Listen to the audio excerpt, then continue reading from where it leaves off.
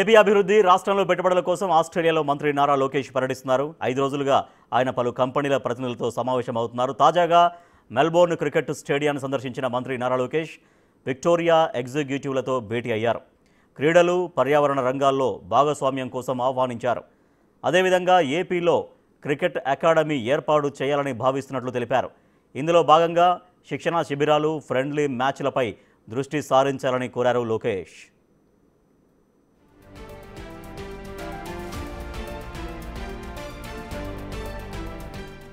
అదేవిధంగా ఏపీలో ప్రతిభగల క్రికెట్ క్రీడాకారులను గుర్తించడానికి ఆంధ్ర క్రికెట్ అసోసియేషన్ ఉన్నట్లు వివరించారు. ఏపీఎల్ను కూడా నిర్వహిస్తున్నట్లు తెలిపారు. ఐపీఎల్ 2025 మెగా వేలానికి ఏపీ నుండి షేక్ రషీద్, త్రిపూర్ణ విజయ్, నితీష్ రెడ్డితో పాటు సత్యనారాయణ రాజు, పైలా అవినాష్ ఎంపికయ్యారని వెల్లడించారు. ఇక హెరిటేజ్ టూరిజంతో పాటు తీర ప్రాంత అభివృద్ధి, వారసత్వ పర్యాటకంలో విక్టోరియా ప్రపంచ ప్రసిద్ధి చెందిందని మంత్రి నారా లోకేష్ ప్రశంసించారు.